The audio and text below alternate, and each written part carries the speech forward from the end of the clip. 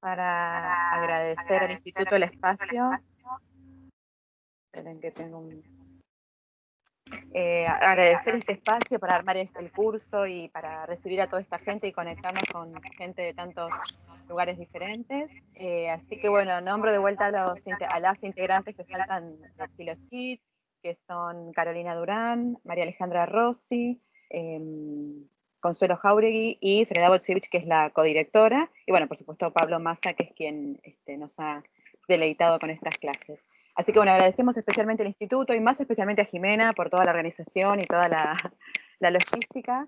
Y bueno, esperamos seguir en contacto, como decía también Jimena, ya cuando terminemos nuestra traducción de estos tratados, ya lo difundiremos como corresponde para que a todos les llegue y el que le interesa pueda acceder. Así que bueno, y les agradezco sobre todo a los participantes porque es el interés y el entusiasmo que han demostrado en la participación lo que termina de armar el curso, sin duda. Así que bueno, por mi parte ya está y dejo a que siga Pablo con la clase, con este encuentro.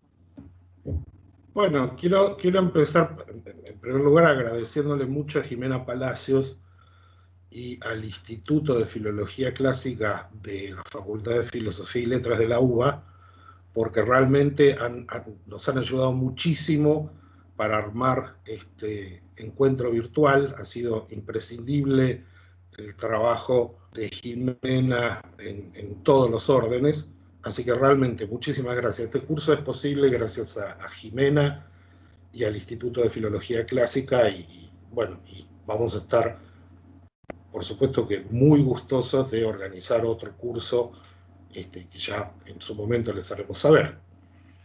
Bueno, entremos un poquito en materia. Hoy tenemos que ver la parte de la polifonía, de cómo Música en Kyriadis trata la cuestión de la polifonía.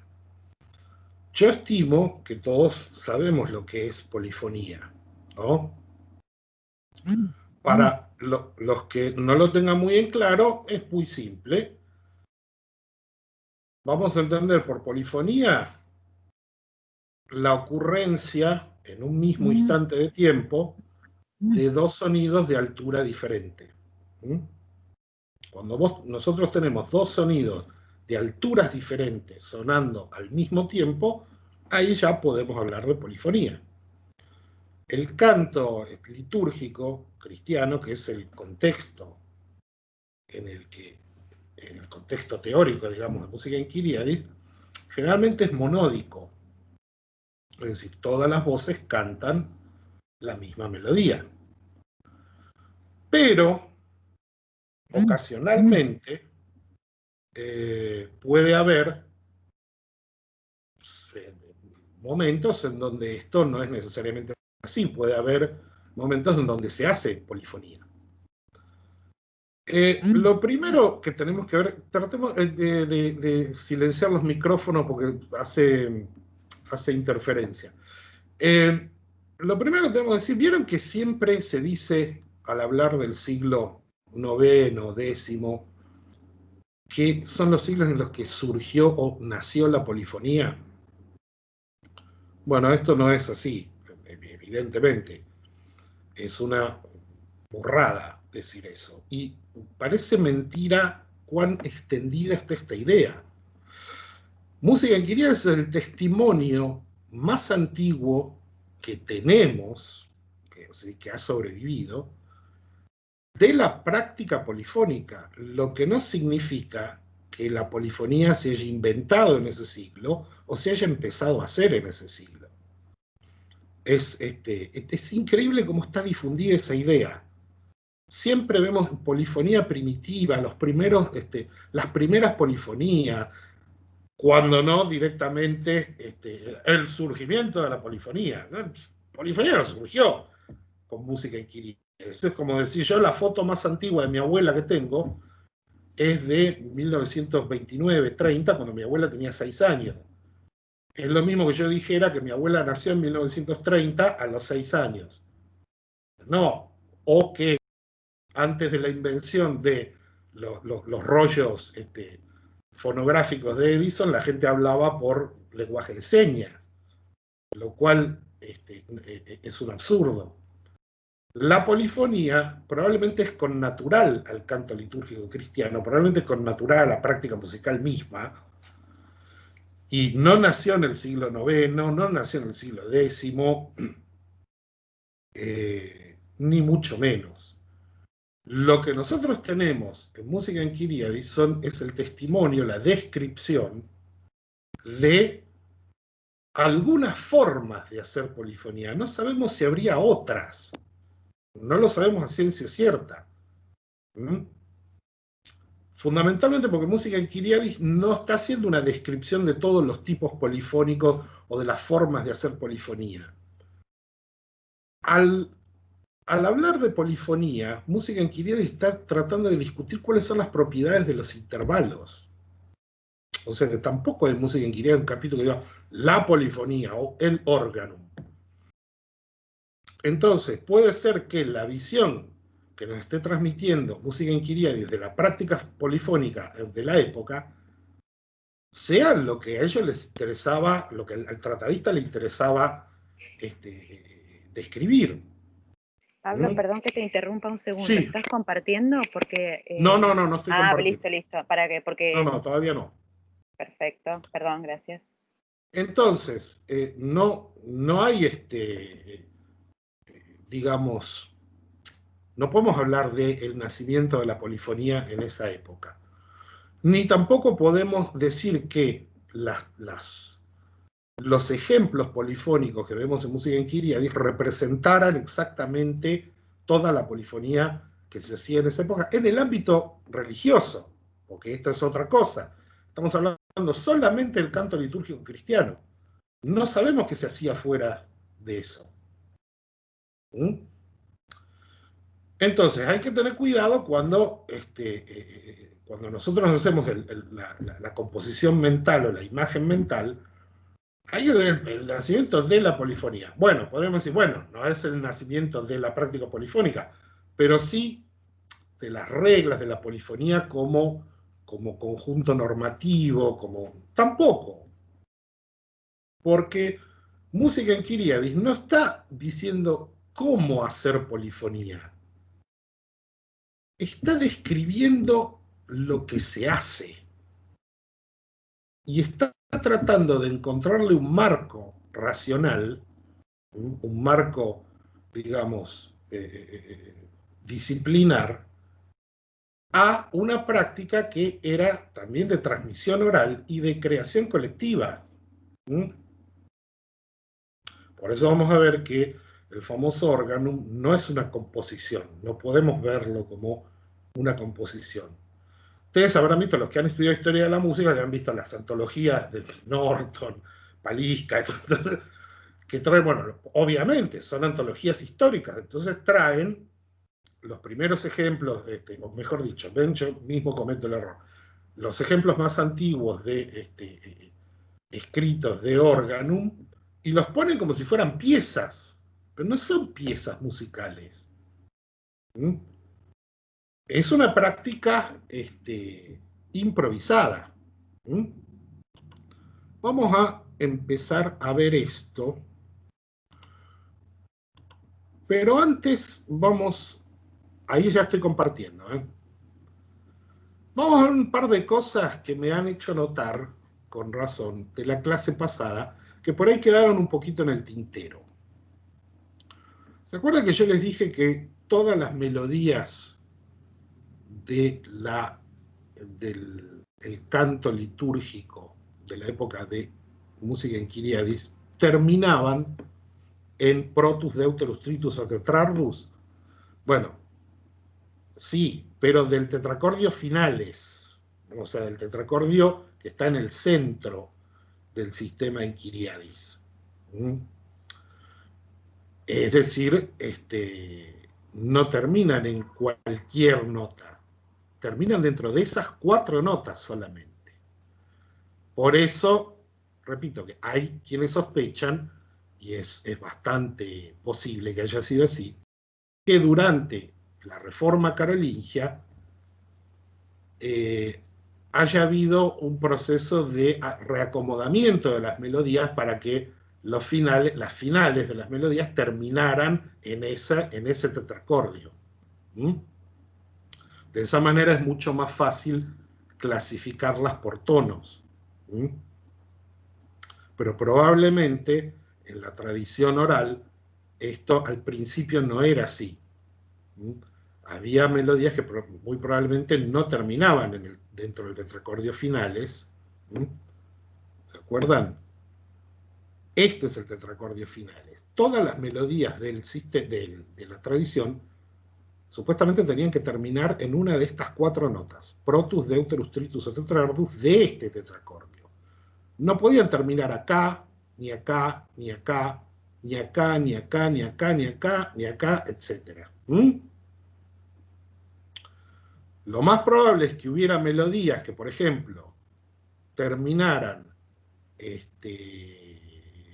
en un protus de otro tetracordio y se las bajó al protus de finalis. O sea, una melodía que terminaba en un la, se bajó esa finalis a re. ¿Por qué a re? Porque este la tiene la misma propiedad modal que este re. Tiene exactamente la misma estructura por arriba y por abajo. ¿Se entiende? Entonces, una melodía que por ahí terminaba acá arriba, se la haya bajado acá. Y una melodía que terminaba acá, se la haya bajado acá. Eso es importante porque todas son protus, deuterus, tritus y tetrardos, pero lo importante es que terminaban acá, o debían terminar acá, en estas 4 notas. Alguien preguntó también en la clase pasada sobre la cuestión rítmica. Bueno, la notación adiastemática de la época aparentemente tenía algún tipo de información rítmica que no está muy claro hoy en día para nosotros.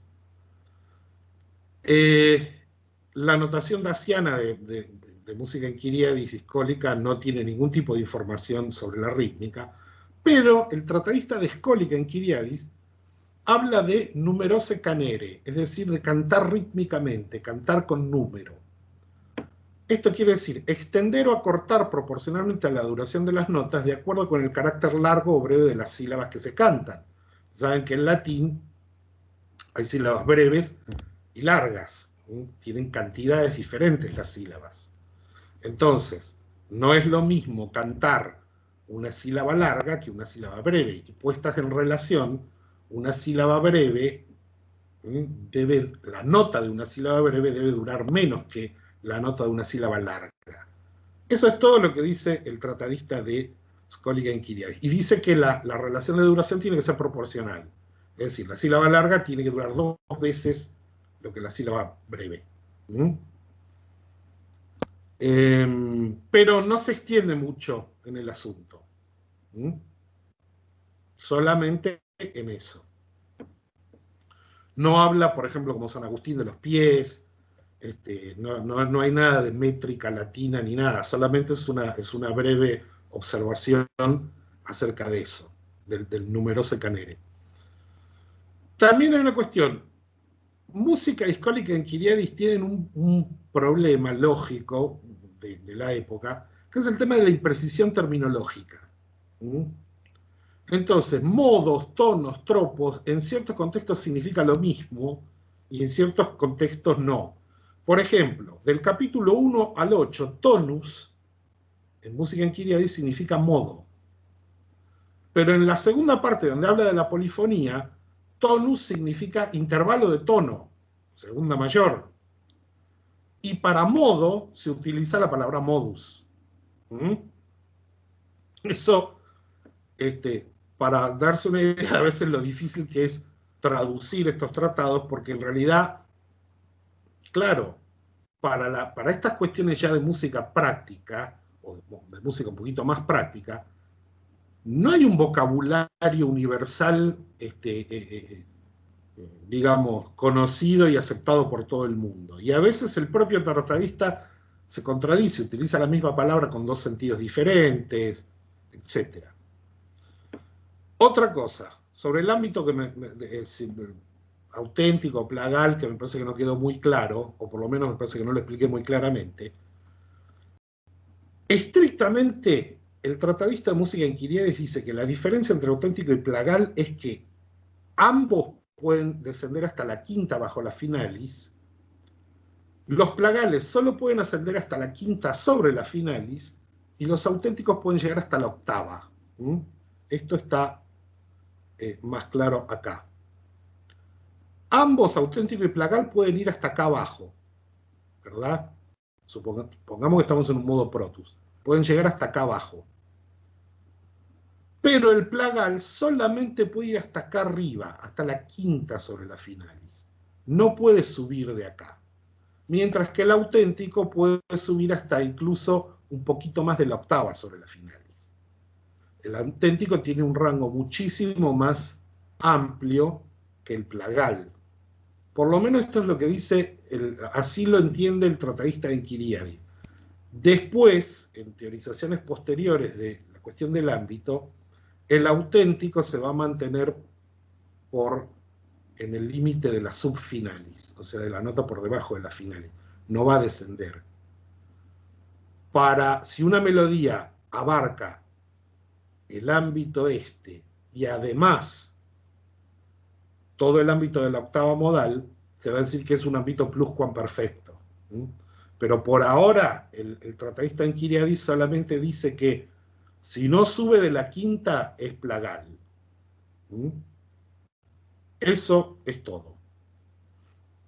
Pero es importante hacer esa distinción. Bueno, vamos a entrar ahora en materia y vamos a ver qué es lo que los medievales entendían por organum, porque se supone que la forma, o sea, la práctica polifónica en la Edad Media, y así lo dice el tratadista de Inquiriades, se denomina organum. El organum es una práctica que consiste en adornar o glosar con polifonía una parte o la totalidad de una melodía litúrgica preexistente. La melodía preexistente, es decir, la melodía litúrgica que ya es conocida por todo el mundo, se llama vox principalis, o voz principal. Y la melodía que realiza el adorno se va a llamar vox organalis, o sea, la voz que hace el órgano. Si esta es la vox principalis, esta es la vox que va a estar situada por debajo.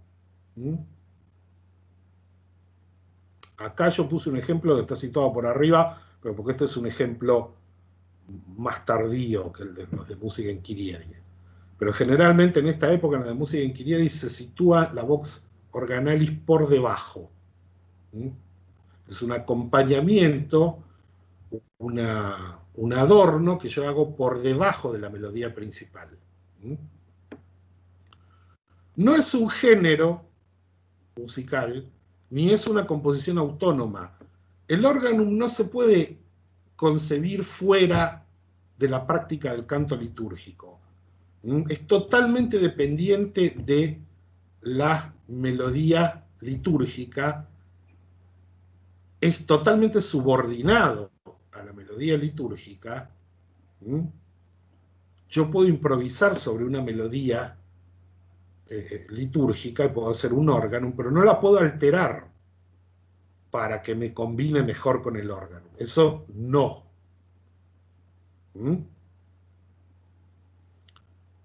Y tiene un carácter puramente ornamental. Eso es importante destacarlo. No tiene un carácter propio, no tiene una entidad propia. Es un ornamento. Siempre están utilizando las palabras o expresiones que tienen que ver con hacer más bello, hacer más solemne, hacer más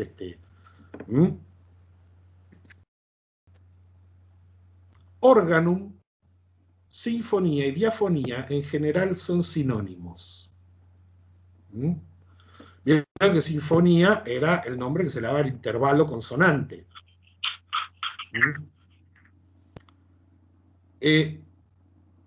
¿Por qué? Porque ellos consideraban que la forma del órgano o sea, la creación de una voz por debajo, a distancia fija de un intervalo. ¿Se entiende? Por ejemplo, yo tengo, esta es la melodía, la vox principalis, la vox organalis acompaña siempre a distancia de quinta. Es como un subrayado a la quinta inferior que yo hago de un sector de una melodía litúrgica. Ahora vamos a ver un poquito más en detalle esto. Otra cosa que es importante, la práctica del órgano era ocasional, dependía de la solemnidad de la ocasión, dependía de muchos factores, incluso locales muy concretos. Generalmente se utilizaba para destacar la ejecución de una pieza en algún día, o la ejecución de una melodía litúrgica en algún día especial, y no se hacía sobre toda la melodía, sino sobre un sector determinado. Quedaba a juicio de los cantores hacer eso. No hay ninguna prescripción litúrgica de dónde se tiene que hacer ni dónde no se tiene que hacer. Tampoco en música en Kyriadis se dice dónde se tiene que hacer o dónde no se tiene que hacer. Simplemente es algo que se hace. ¿Por qué la palabra organum? Hay discusión sobre la palabra organum y por qué organum se usa para nombrar a la práctica polifónica. Ya en la época de San Isidoro de Sevilla, en las etimologías, se hace una distinción entre los tipos de música. Todos los tratadistas, toda la gente que escribe sobre música hace su clasificación de la música. Y lo que dice San Isidoro es, primero está la armónica, la música armónica, que consiste en las voces cantando.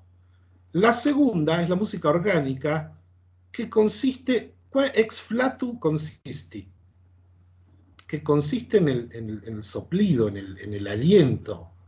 Claro, se refiere a los instrumentos de viento, a la música que hacen los instrumentos que se soplan. Y la tercera es la rítmica, que se hace con golpes. Pulsu licitorum. O sea que esto sería, orgánica, es aquella que se hace con instrumentos de viento. Organum significa instrumento. Entonces ya hay una remisión de la palabra orgánica a la idea del instrumento. Piensen que Isidoro de Sevilla es un tardoantiguo, ¿no? Bastante más tarde, de música en Kyriadis, John Cotton, o Juan de Affligen, en su tratado de música, dice, este modo de cantar, que comúnmente llamamos organum, es el que, bueno, canta la voz humana a imitación o a semejanza del instrumento o de los instrumentos que llamamos órgano. Acá que me corrijan los latinistas, instrumenti quod organum vocatur. Es decir, el órgano, el canto polifónico se denomina así porque ahí las voces humanas cantan igual que los instrumentos, que pueden producir varias notas al mismo tiempo.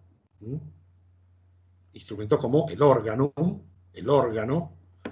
o ciertos tipos de instrumentos de cuerdas que pueden producir más de un sonido a la vez.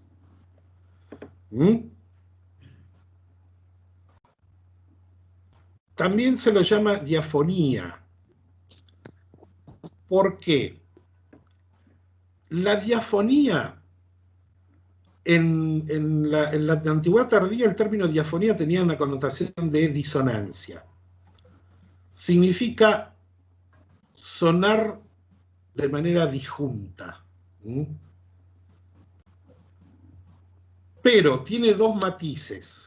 Una puede ser dos sonidos que no casan entre sí, o dos sonidos que son diferentes, pero sí casan entre sí.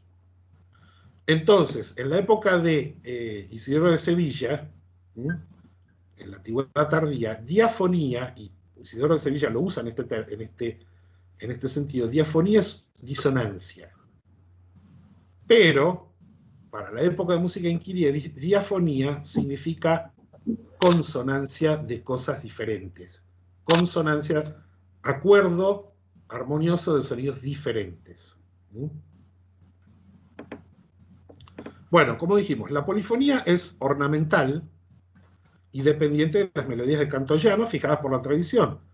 Vamos a escuchar una melodía, esta melodía, que es fija y que pertenece a la liturgia.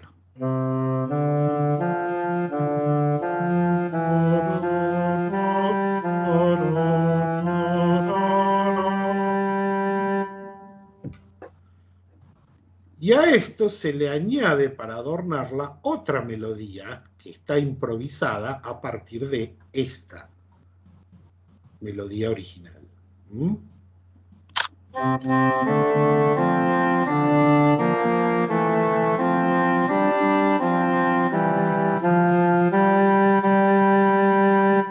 Terminan las dos en unísono. Pero es fácil. Esto depende de esto. Esto no se puede alterar y esto se improvisa a partir de esto de arriba. Eso es órgano, básicamente. Fíjense, como Skolika en Kyriadis dice, se llama voz principal aquella que existe de manera independiente, mientras que la voz organal es aquella que se subordina a la principal a través de cierta medida o razón, es decir, mediante una sinfonía. Están considerando acá que el órgano, en realidad, consiste en una marcha paralela de ambas voces a distancia de un intervalo que va a ser cuarta o quinta. Este tipo de órgano es un tipo de órgano un poquito más complejo, porque ahí las voces no marchan paralelas. Bueno, eso lo vamos a ver después. Entonces, volvemos otra vez al tema de las consonancias y disonancias. Y lo que nos encontramos es que lo que tenemos como consonancias admitidas para la realización del órgano son las 6. ¿Se acuerdan? Las 5 de Boecio, más la octava más cuarta, ¿se acuerdan? La onceava, famosa onceava, que ahora está admitida para la realización del órgano porque Ptolomeo dijo que sí, que se puede, que es una consonancia. Entonces las consonancias van a ser 6. La octava, la quinta, la cuarta, la doble octava, la octava más quinta y la octava más cuarta. Pero además, ustedes habrán visto que como intervalos admitidos, aunque casi sin confesarlo, van a admitirse también disonancias, como la tercera y la segunda mayor, que son considerados disonantes en esta época. ¿Por qué las van a admitir? Bueno, es lo que vamos a ver ahora un poquito más adelante. Entonces, como intervalos tenemos las 6 consonancias de Boecio Ptolomeo y un par de disonancias, que desde ya les digo que no las aceptan de buen grado. Las aceptan para evitar otras peores. Vamos a recordar cómo sonaban. Empezamos con la, vamos así, diapason, diapente, diatesaron, bisdiapason, etc. Quinta, cuarta, doble octava, octava más quinta, octava más cuarta. Tercera, segunda mayor. ¿Quieren escucharlas de vuelta o queda bastante claro esto? Como quieran, ¿eh? Bueno, sigamos. Bien. Ahora, no todos los intervalos, digamos, se pueden manejar de la misma manera. ¿Se acuerdan del ámbito sonoro de música en Kyriadis? Fíjense una cosa. Esto son todas las quintas que yo puedo formar dentro del ámbito sonoro de música en Kyriadis. Recién puedo formar quintas por abajo, a partir del tetracordio finales, después superiores, excelentes y residuales. Acuérdense que por la estructura tetracordal que se repite, yo aquí abajo tengo un si que para nosotros sería bemol, y acá tengo un fa sostenido, traducido a nuestro sistema, y acá tendría un do sostenido. Pero fíjense cómo me suenan las quintas, si yo quiero hacer todas quintas dentro del ámbito del sistema de Kyriadis.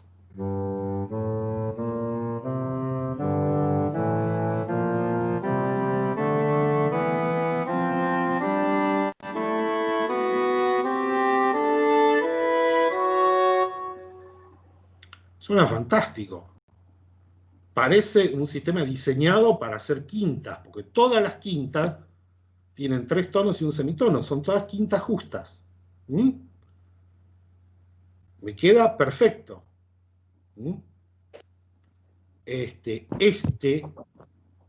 Esta alteración me sirve para formar quinta justa con esta, que si no me quedaría un tritono, ¿verdad? Y esto me sirve para formar quinta justa con esto, que si no me quedaría otra porquería, y este fa sostenido me sirve para formar quinta justa con esto, que si no también me quedaría otra quinta de porquería. Entonces parece un sistema casi como diseñado para hacer quintas. En realidad no es que estaba diseñado para eso. Está diseñado para hacer más fácil el encuadre de un semitono dentro de una estructura que se repite periódicamente. Pero, digamos, es un sistema en el que es muy fácil construir quintas. De hecho, este es uno de los primeros ejemplos que vamos a ver.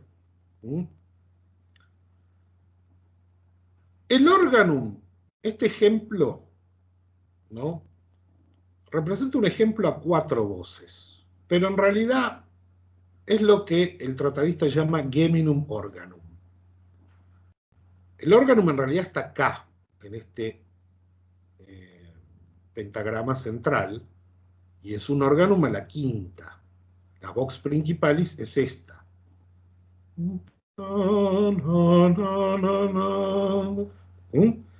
Y tiene la vox organalis que lo acompaña a la quinta inferior.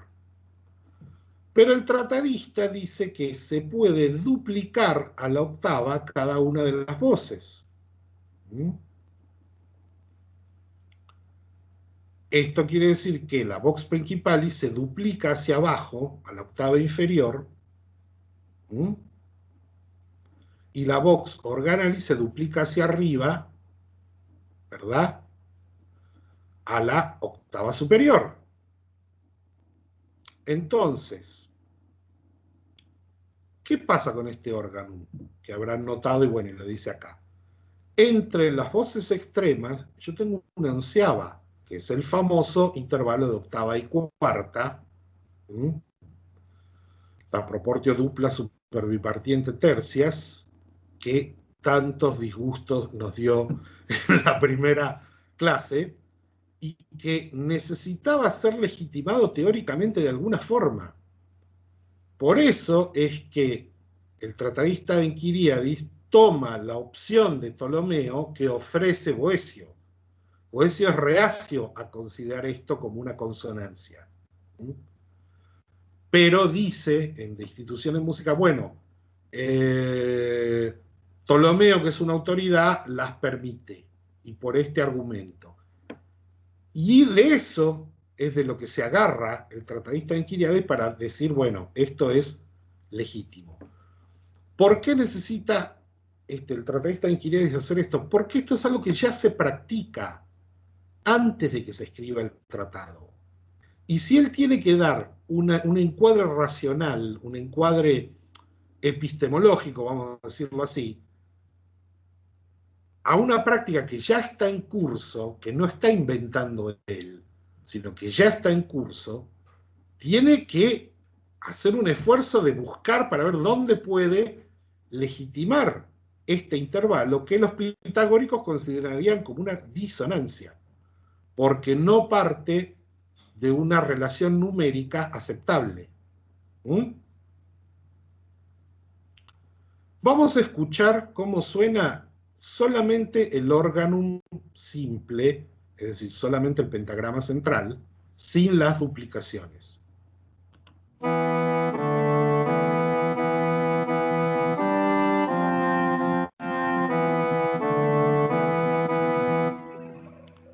Y con las duplicaciones suena así.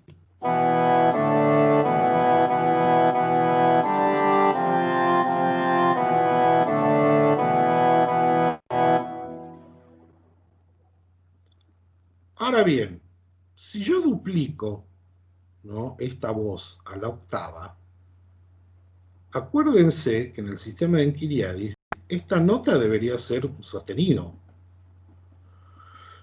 Y esta nota debería ser un bemol, porque aquí abajo se supone que esto es bemol.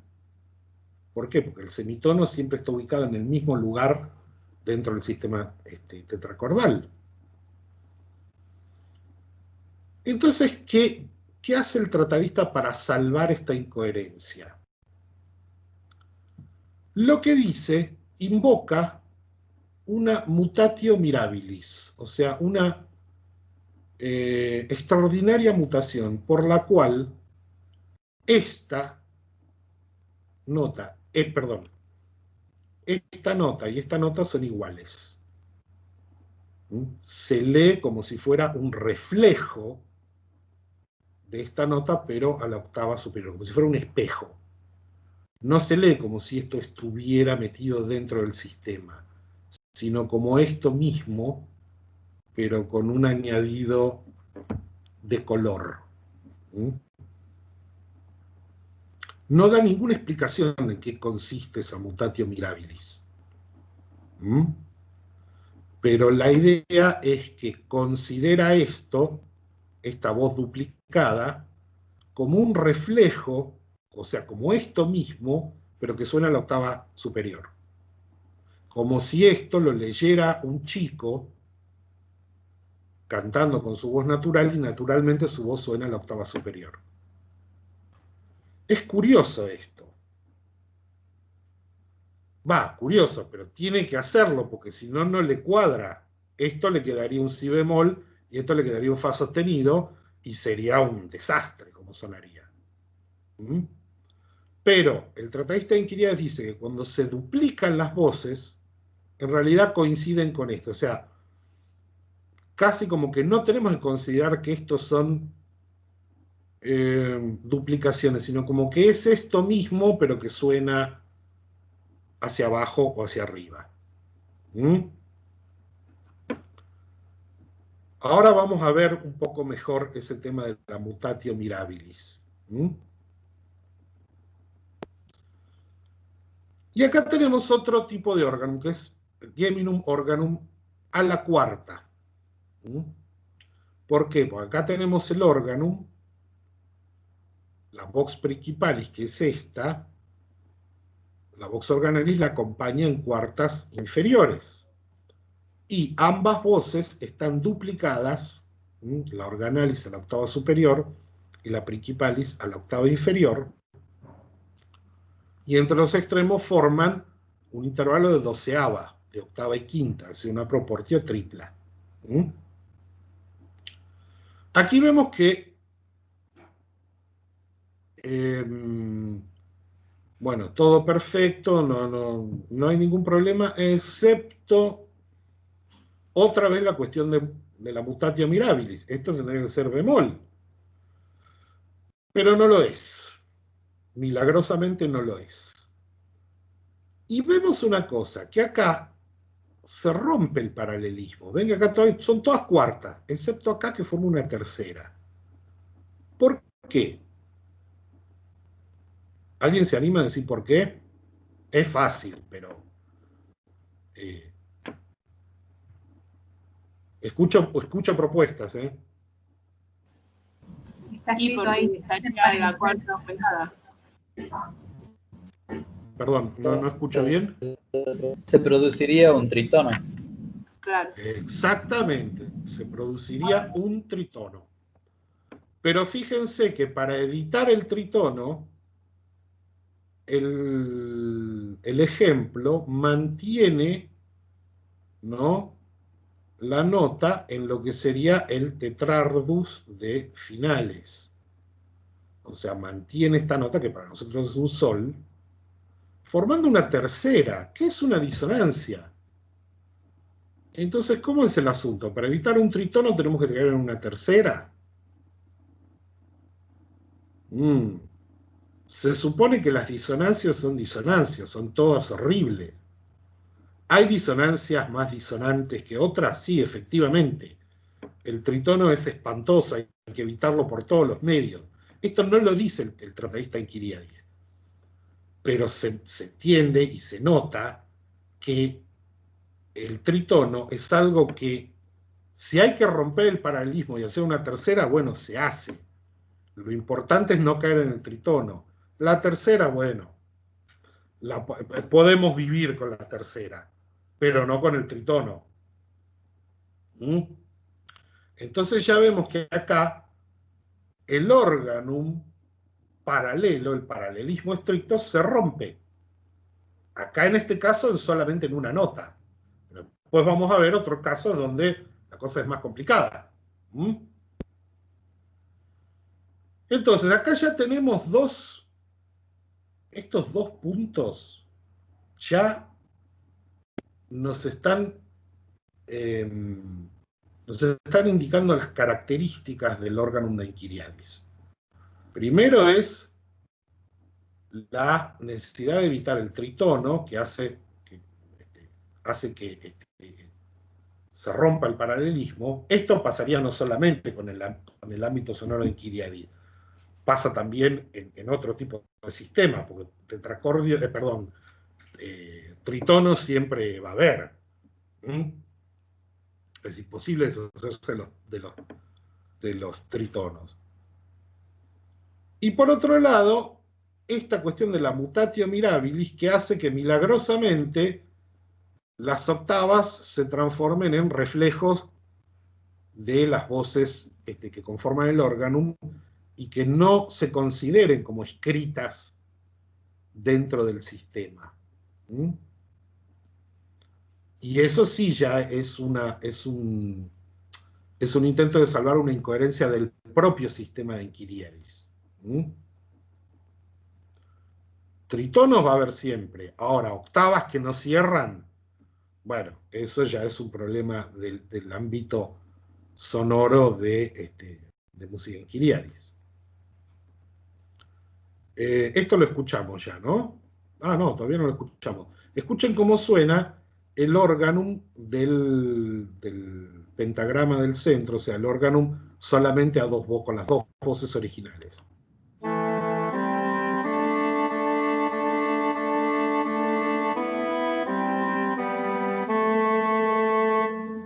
Ahí se escucha la tercera, bien despacito.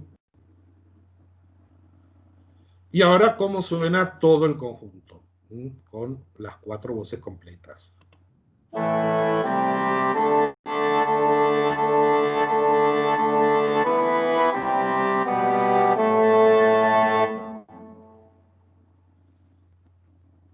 Clarito, ¿no? Bien, ¿dónde estaban los tritonos en el ámbito sonoro de Inquiriadis? Ven que están entre el tritus de un tetracordio y el deuterus del tetracordio siguiente. ¿Ven? El tritus de grave con el deuterus de finales y el tritus de finales con el deuterus de superiores, etcétera, etcétera. ¿Mm?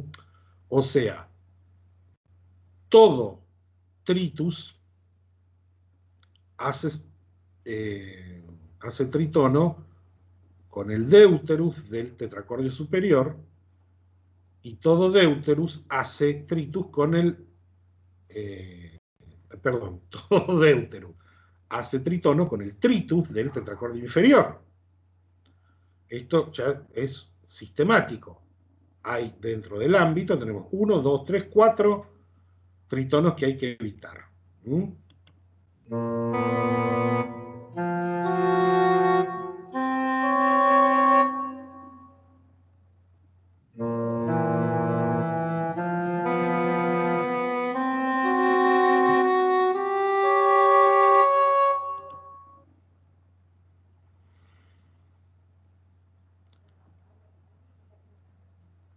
Perdón, no te estoy escuchando, Julieta, te estoy escuchando de acá, no de...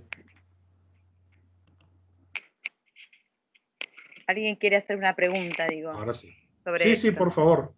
¿Querés hablar, Verónica, o la leo yo? No, lo digo. Por Nada, favor, que es muy interesante porque al querer evitar el tritono y se agrega esa tercera, después termina en unísono, porque no termina en cuarta. Entonces ahí como que el evitar el tritono hace que se introduzca el movimiento contrario. Sí, eso ahora vamos a ver en detalle a qué cosas lleva evitar el tritono. Vamos a ver que ese tema de evitar el tritono conduce a eso y a otras cosas más. Pero lo importante es que eso ya está marcando una forma de conducir las voces.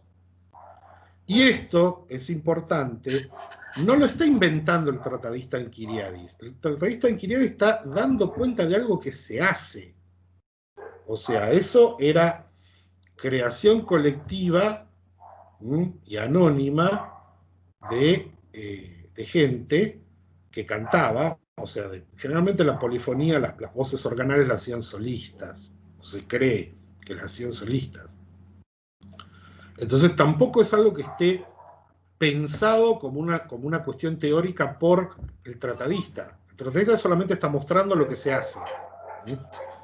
Bien. Está tomando un ejemplo que se transmite por transmisión oral. Bien. Eso es lo interesante. Que él no copió ese ejemplo ahora vamos a ver cómo está escrito esto en el tratado. Él no copió ese ejemplo de otra fuente escrita. La anotó de cosas que él se acordaba. Vamos a... Ahí ven todos, ¿no? Todos los deuterus forman tritono con el tritus del tetracordio anterior y todos los tritus forman tritono con el deuterus del tetracordio siguiente. Parece un trabalenguas, pero, digamos, me gustaría poder expresarlo de una forma que no se pareciera a un trabalenguas, pero esto es así.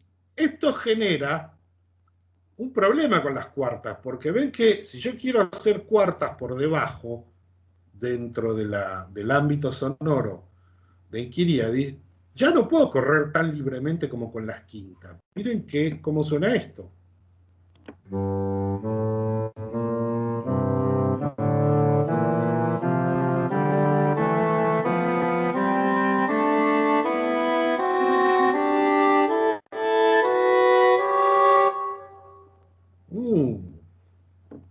Los que están marcados en rojo son los tritonos. No se puede hacer órgano paralelo, porque a cada rato uno se va a chocar con un tritono, ¿verdad? Todos se escucharon bien, ¿no? Se escucha bien, ¿no? Sí, sí. Perfecto. Entonces, ya vamos a asomar una serie de leyes. Yo pongo leyes entre comillas porque no son tales. Son más bien intentos de darle un marco racional a cosas, y digo racional en el sentido de un marco sistemático más que racional, a cosas que en realidad provenían de la práctica, que no tenían una normativa. El tratadista está procurando explicar por qué se hace así. Dado que no puede proceder paralelamente con total libertad, como en el organum a la quinta, el organum ad diatesaron, es decir, a la cuarta, se rige por una ley propia natural, lo que el tratadista llama quadam naturali lege. O sea, una ley propia natural. O sea, una ley natural, pero que es propia de este caso. Que consiste en mantener la vox organalis dentro de un límite, no tocar el tritus, y admitir intervalos como la segunda mayor y la tercera mayor, que no son consonancias. Es como si el tratadista dijera, bueno, dado que acá no podemos mantener el paralelismo como lo hacemos en el órgano de la quinta, hay una ley natural propia que nos permite dejar quieta una voz, si estamos en proximidad de un tritus, y admitir segundas y terceras. Ahora vamos a ver un ejemplo de esto, se ve mucho mejor. Por otro lado, para salvar la incoherencia de las octavas fallidas, al duplicar a la octava las voces del organum, el autor invoca una extraordinaria mutación, mutatio mirabilis. La duplicación se lee exactamente como su original, pero se canta una octava arriba o abajo. Traduciendo nuestro sistema, el si bemol de graves y el fa sostenido excelente se cantan sin alteraciones. Pero en realidad, lo que ocurre es esto. Si yo canto esto, lo duplico a la octava superior, yo estoy cantando esto a la octava arriba, pero eso no es esto. ¿Se entiende? Es como si yo fuera un chico, por ejemplo, y canto con mi voz natural, pero leyendo esto. Como mi voz naturalmente está a la octava, suena a la octava. Pero yo estoy cantando esto, no esto. Entonces, suena una octava arriba, pero no es esto. ¿Se acuerdan cuando yo les dije que no había que considerar el modo como una escala? Bueno, tampoco hay que considerar el sistema de Kyriadis en el fondo como una escala. Porque no es exactamente un sistema. Este asunto de la mutatio mirabilis lo deja ver muy claramente. Cuando yo tengo que... Piensa que esto es un sistema pensado para melodías, para analizar melodías, pero cuando yo tengo que anotar un ejemplo polifónico a 4 voces, tengo incoherencias y tengo que considerar que en realidad las duplicaciones, si llegó a duplicaciones a la octava inferior o superior de esto, bueno, no puedo cantar una octava para abajo, pero la duplicación en la octava es esto mismo, pero que suena en la octava. Y la duplicación en la octava superior es esto mismo, pero que suena en la octava superior. No lo considero como esto. ¿Se entiende, no?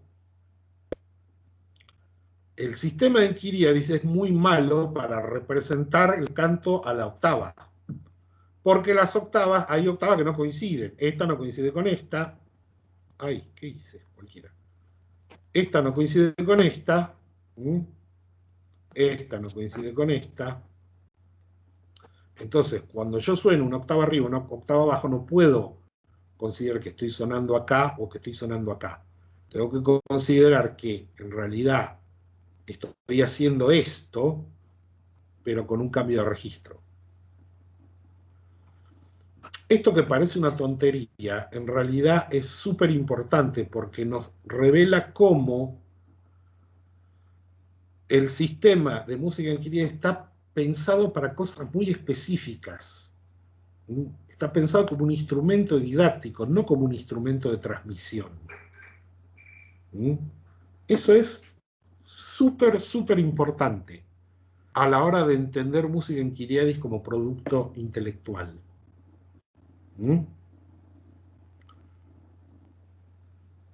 Fíjense ustedes acá. Este es un manuscrito del Códex 79 de Nain-Zirl. Y esto se ve igual en otros manuscritos. Ven que este es el tetrardus de superiores. O sea, esto sería el tetracordio superiores. Y el copista acá lo que hace es poner las notas de superiores y la primera nota de finales solamente la vox organalis y la principalis. ¿Se entiende? Porque lo que le interesa que nosotros decodifiquemos es esto. Esto y esto no tienen puesta, ay Dios mío, no tienen puesta la indicación daciana. ¿Por qué? Porque si esto se considera una duplicación de esto, y esto se considera una duplicación de esto, si yo lo anoto con todo el repertorio daciano, no me cierra. Entonces, lo que a mí me interesa que el lector entienda es que esto es organum a la quinta. O a lo que sea, no me acuerdo cuál era este. Y que estos son simplemente las duplicaciones. Es esto mismo, pero cantado arriba o cantado abajo. ¿Se entiende? O sea, no consideren que esto es el pentagrama central y estas son las duplicaciones. Este es el pentagrama central, donde está el órgano. Y estas son las duplicaciones. Y las duplicaciones no tienen la leyenda daciana. O sea, dónde están situados los tonos y semitonos. ¿Por qué? Porque son reflejos de esto, de estas dos voces. Pablo, pregunta Oscar relacionado con esto, ¿te puedo leer? Sí, por favor. ¿Cómo sería la notación daciana en estos tratados entonces para esos sonidos con mutatio, sobre todo por el registro de esa voz en los excelentes? Bueno, yo lo que he visto es justamente lo que estoy mostrando ahí, es que Claro. no lo anota. No pone los signos dacianos en las duplicaciones.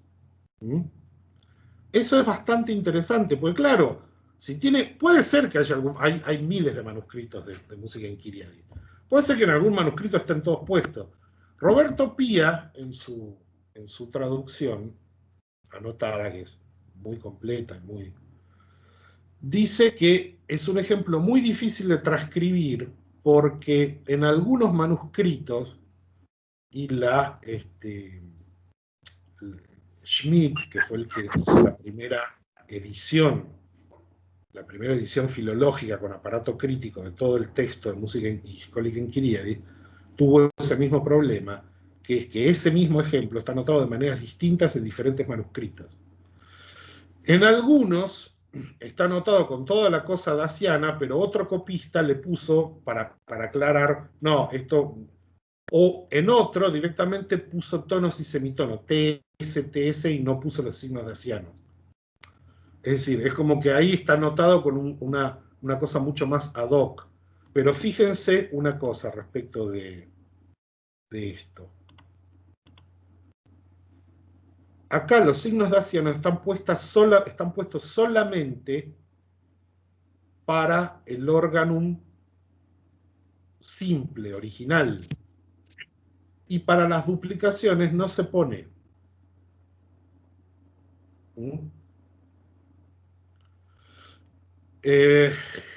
Con lo cual uno puede pensar, yo creo que estas dos son las duplicaciones y esto es el organum original.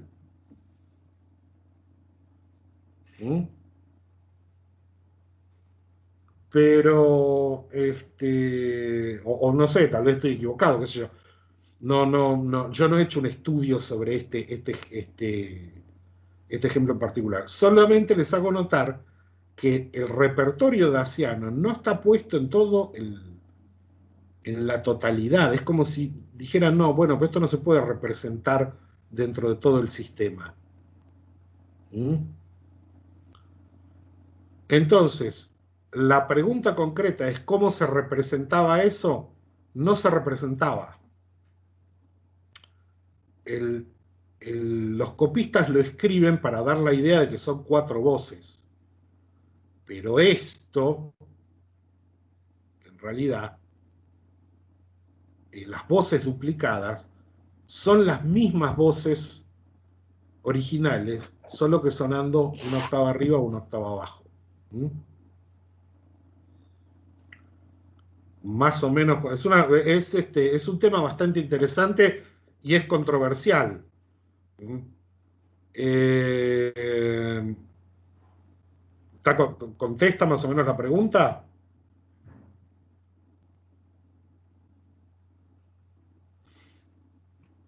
Bueno, por eso se llama mutatio mirabilis, porque es maravillosa, milagrosa. Bueno, vamos a ver ahora el problema, el otro gran problema, que es el de las cuartas de tritono. Supongamos que están escuchando el perro, Supongamos que queremos hacer una vox organalis para adornar polifónicamente una melodía de canto gregoriano, que sería la vox principal. Y que deseamos hacerla a la cuarta inferior, es decir, sinfonía diatesaron. Si queremos que la vox organalis siga exactamente el perfil melódico de la vox principal a la cuarta inferior, vamos a encontrar problemas, porque hay que evitar el intervalo de cuarta de tritono. Es decir, una cuarta que no contiene 2 tonos y un semitono, sino 3 tonos. Por lo tanto, las siguientes notas nunca deben darse al mismo tiempo. El tritus de graves con el deuterus de finales y el tritus de finales con el deuterus de superiores. Hay otros si vamos más arriba, pero digamos, los dos más que más posiblemente nos vamos a encontrar van a ser estos 2 tritonos. Por ejemplo, si yo tengo un ejemplo en modo deuterus, que es el ejemplo que vamos a ver, hay 2 tritonos que yo me puedo encontrar en el deuterus. Bueno.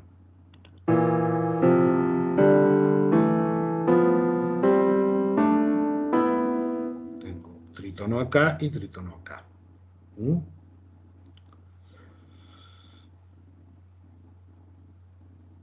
Y fíjense cómo suena esto para los que no tengan tanto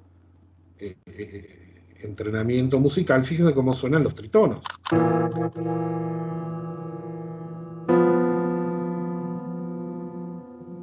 En cambio, fíjense cómo suenan las cuartas buenas o justas. No, perdón.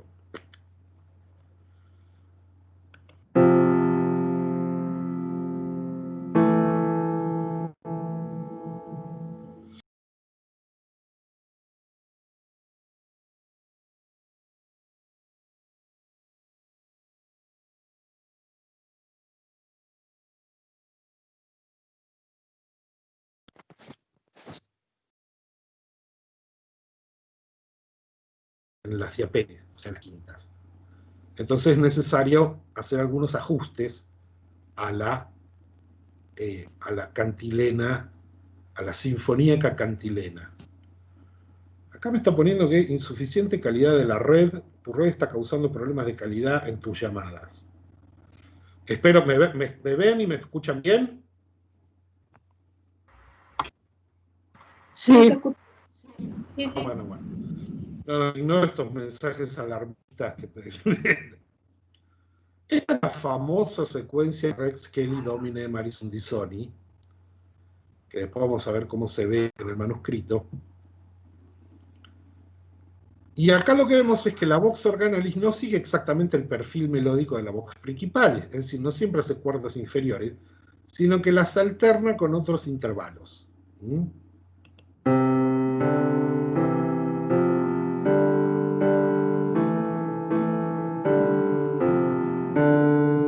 Esa es la primera frase. Ahora imaginemos un parafonista, porque así se llamaban los que hacían la polifonía, un solista encargado de la polifonía que fuera un completo animal. Vamos a hacer un experimento ficcional. Imagínense que voy yo, Pablo Massa, el cantor Pablo Massa, al monasterio de tal lado, y voy a hacer organum cuando están cantando la secuencia Rex Kelly Domine Maris Undison. Y como soy un animal absoluto, ignoro esto, todo esto que dice el tratadista de Quiriadis, y hago cuartas por abajo sin preocuparme por los tritonos. Miren cómo sonaría.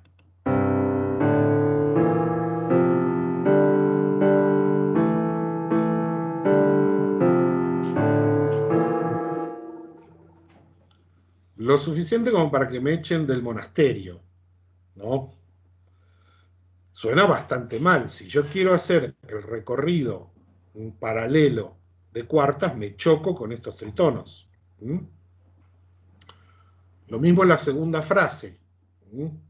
Esta es la segunda frase, bien, tal como figura en el manuscrito. Ven que también se mantiene la vox organalis sin pisar el tritus, porque entonces formaría tritono con esta nota. Entonces lo que decide el cantor es seguir esto y mover la voz lo menos posible y tenerla clavada acá sin bajar al tritus.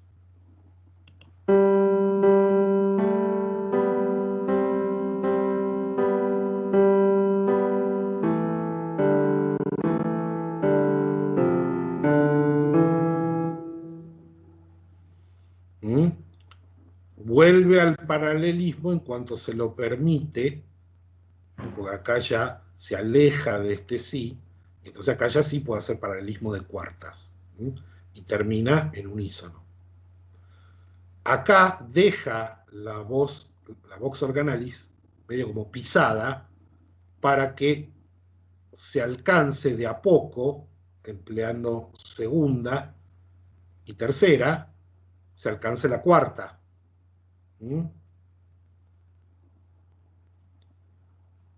Ahora, el cantor bestia va a hacer esto mismo, no lo intenten en su casa, ignorando todo esto y haciendo el paralelismo así a lo pavote.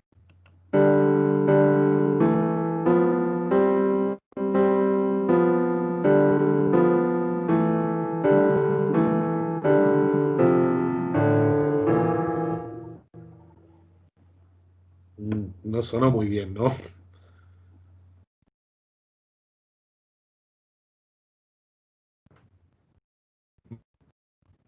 Debían incluso son capaces hasta de incurrir en terceras que están a distancia, con tal de no caer lo bien. Está cortándome. ¿Me escuchan bien? Sí, se corta por momentos. Sí, se entrecorta. Recién lo escuchamos. Eso es la señal. Sí, por momentos se corta un poquito. Sí, que estoy, debe ser que tengo baja disponibilidad de red o una cosa así. Bueno, lo importante es que veamos que si hacemos organum a la cuarta no podemos seguir un movimiento paralelo de las voces porque nos chocamos con el tritono. Pero eso nos obliga, o mejor dicho, los cantores de esa época se sentían como obligados a adoptar cierta forma de evitar el tritono. Y esto es interesante por lo siguiente, porque hay muchas formas. O sea, esa que vimos no es la única forma de evitar el tritono. Vamos a ver por qué utilizan esa forma. Voy a tratar de seguir compartiendo.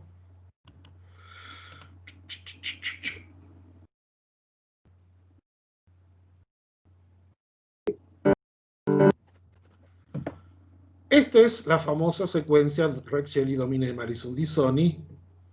Esta es la primera frase, esta es la segunda frase. La primera frase se repite con otro texto y la segunda frase se repite con otro texto.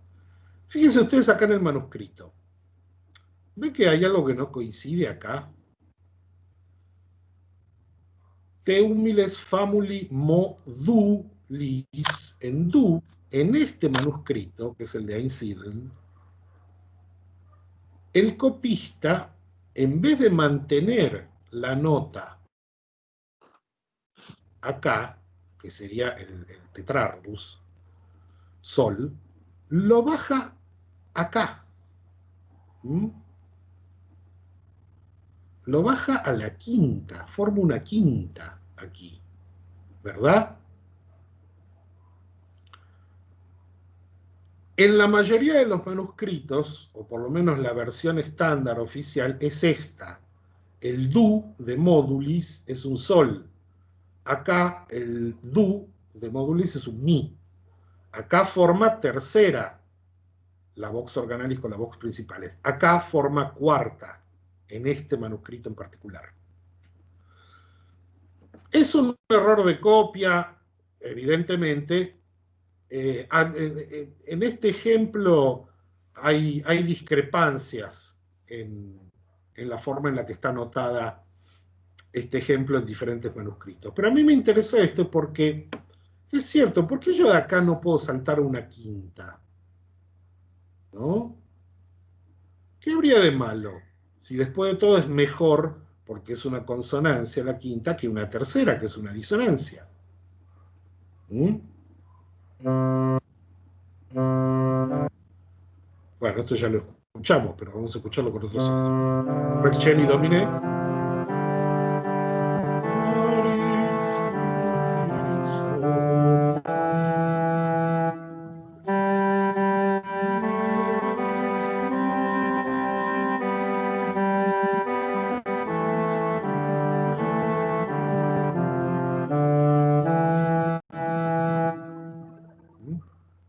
Pero esto acá sonaría una quinta, no una tercera, como acá.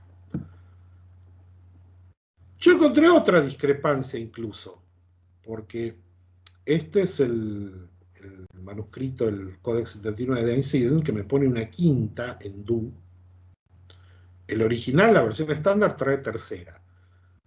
Einsiedeln me pone una quinta y el CLM 14372 de la Biblioteca Estatal de Baviera, que es un códice también bastante famoso, trae una cosa todavía más extraña, porque ven que en el du lo hace bajar un tono, de manera que forma un tritono. Esto es evidentemente un error de copia.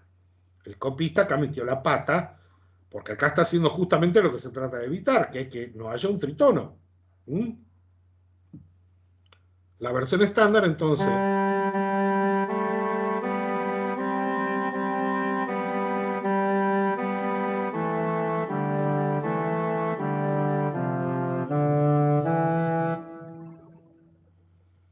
Einsiedeln, en cambio, me pone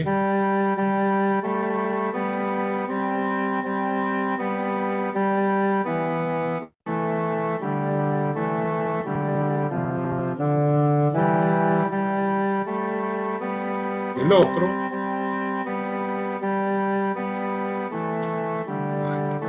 Ven que algo me está tapando la... Bueno, y acá suena, no, hay un cosito que no puedo sacar que me está, a ver, ahí. Este es el de la Bayerische Staatsbibliothek. Ay, Dios.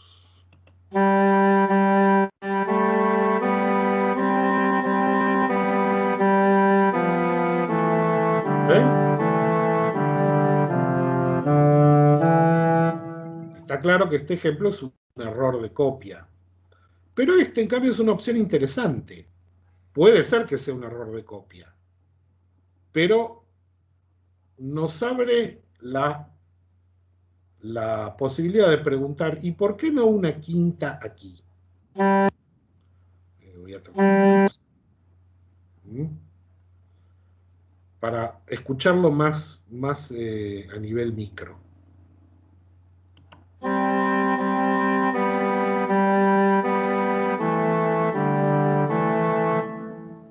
estándar.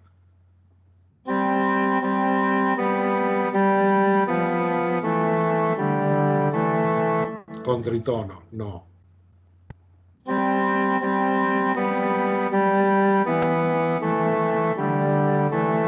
Con quinta, podría ser.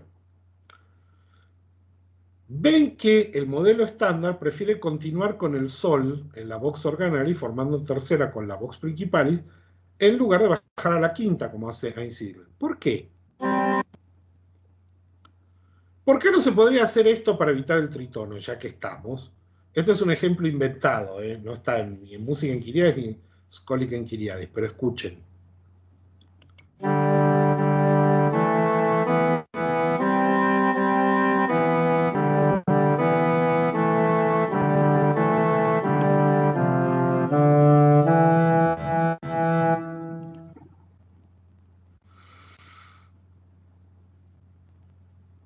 A ver, ¿qué ventaja tiene este ejemplo? Ahí estoy dejando de compartir. Ese ejemplo que acaba de sonar, está hecho todo con cuartas y quintas, o sea, todo con consonancias. Desde el punto de vista de Boecio, por ejemplo, diría, qué bueno, porque de esa forma evitamos el tritono y mantenemos el organum con quintas y cuartas, y no recurrimos a disonancias como segundas o terceras. ¿Por qué no se podría hacer esto? Ese ejemplo que es ficticio, que lo inventé yo. La respuesta es muy simple. Porque eso no es lo que se hacía. ¿Se entiende? El tratadista en Kyriades no está tratando de inventar una norma nueva de acuerdo con Boecio, sino está tratando de darle un marco racional a algo que ya venía haciéndose y que por creación colectiva, qué sé yo, esas segundas y terceras eran más admisibles que cualquier otra cosa antes que hacer un tritono. Les gustaba, estaba bien, lo consideraban que sonaban bien. Eso de llegar a la cuarta por pasaje de segunda y tercera. Para la teoría de Boecio, la teoría, digamos, la armónica griega, la especulativa, esos son disonancias. Pero a los cantores que cantaban esto, estaban desconectados de esa teoría. No les importaba lo más mínimo. El tratadista en Kyriades recibe eso y tiene que tratar de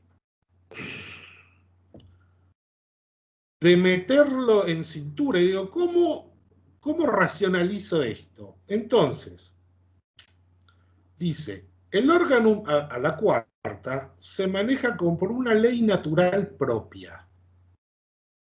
Las leyes naturales no son propias, no son particulares. Las leyes naturales son leyes naturales, pero propias. Es decir, se manejan por una ley que hace que queden bien en este caso.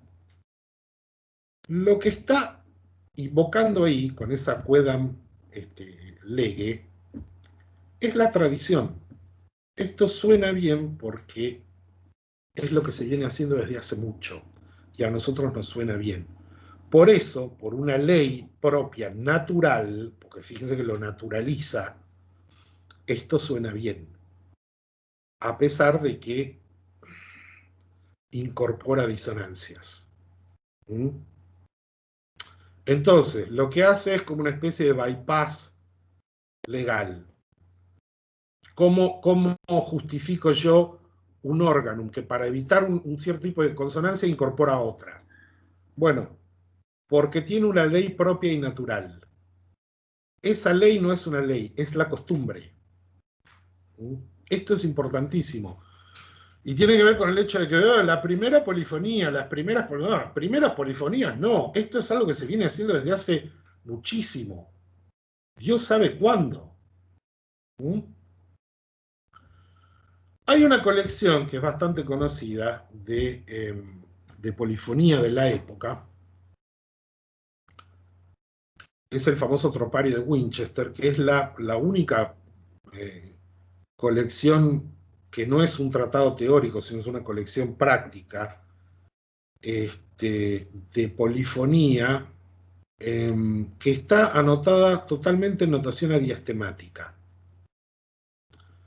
Es más o menos del principio del siglo X, una cosa así, o sea, un poquitito posterior a música inquiriadis. ¿Qué quiere decir? Que un repertorio de piezas,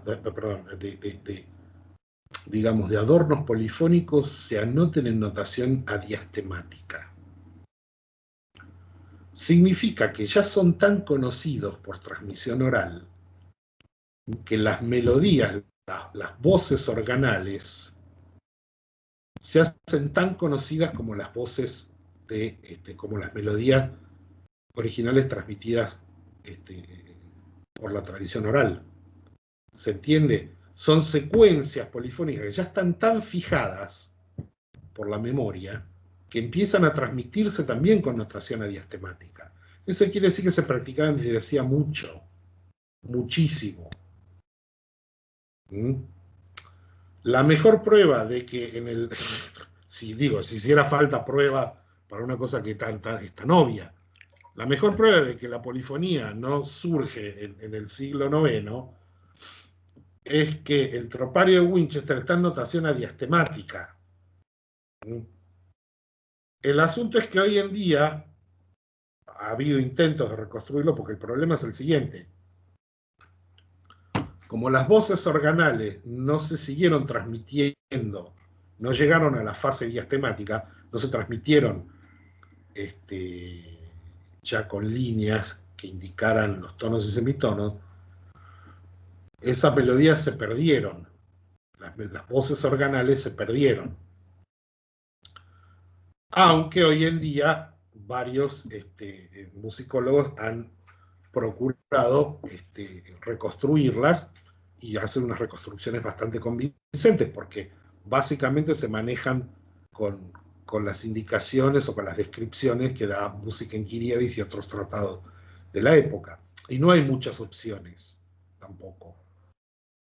Entonces, una ley natural propia.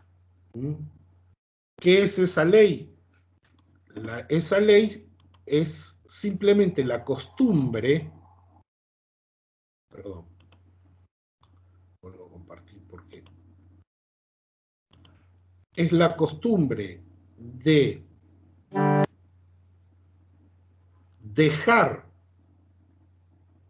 fija la vox organalis en una nota límite, que en este caso es el tetrardus, cuando existe el riesgo de incurrir en un tritono, e incorporar naturalmente, o sea, incorporar como legítima disonancias que nos ayudan a llegar a los intervalos sinfónicos.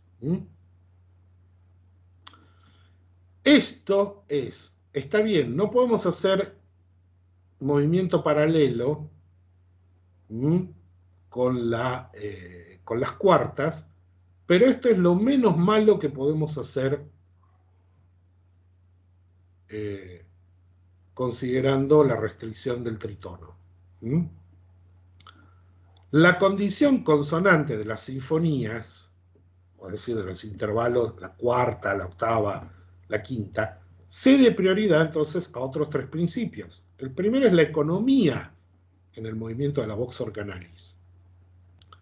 Ya que no se puede mover de manera paralela, que se mueva lo menos posible.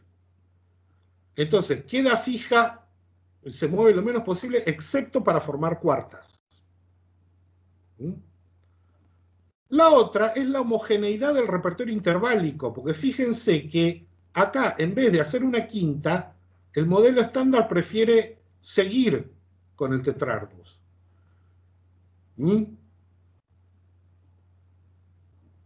Acá se utilizan unísono, segunda, tercera y cuarta.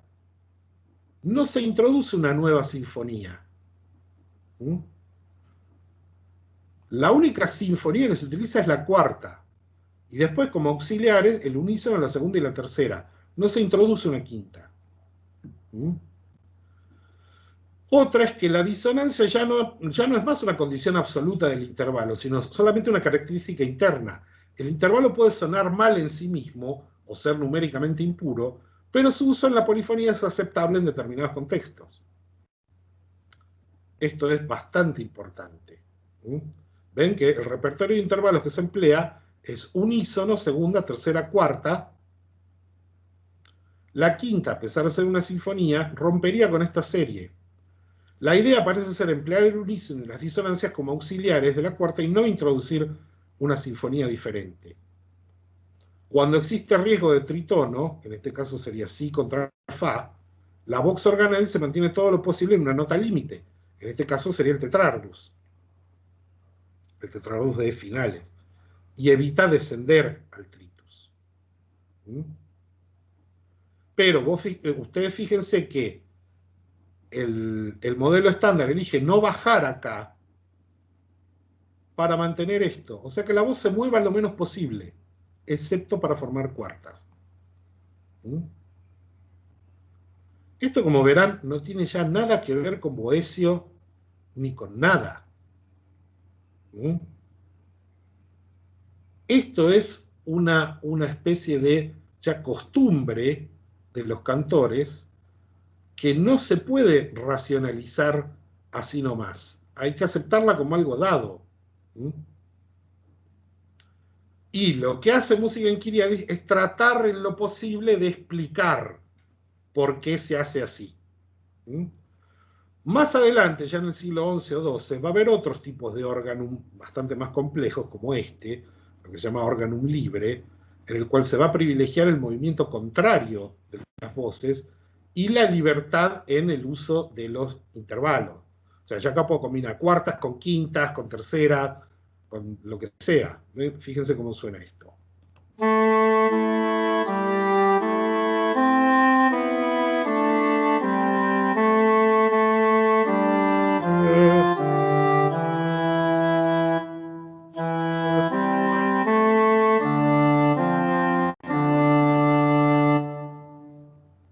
Ven que la vox organalis ahora se sitúa por arriba y no por abajo. Y justamente cuando la vox principal se mueve para algún lado, la vox organalis procura moverse en el sentido contrario. Ya acá la cuestión es otra. Pero básicamente esto que acabo de... todo esto que acabo de decir, no es más que otra forma de lo que mostramos al principio. Cómo el tratadista está tratando de conciliar a Boecio, Ptolomeo, con la tradición del cantus. Cómo está tratando después de conciliar la noción de modo, tal como la transmite la práctica del cantus, con la noción de modo de Boecio, y ven que no del todo lo puede juntar. Y acá, cómo está tratando de explicar por qué se hace lo que se hace cuando se canta el organum a la cuarta. Fíjense que podría existir una forma, vamos a llamarla boesiana, de hacer organum que empleara solamente consonancias, inclusive mezclando consonancias de cuarta y quinta. Sin embargo, eso no es lo que se hace. El tratadista no pone eso como posibilidad, porque no es eso lo que se está haciendo, no es eso lo que hacen los cantores.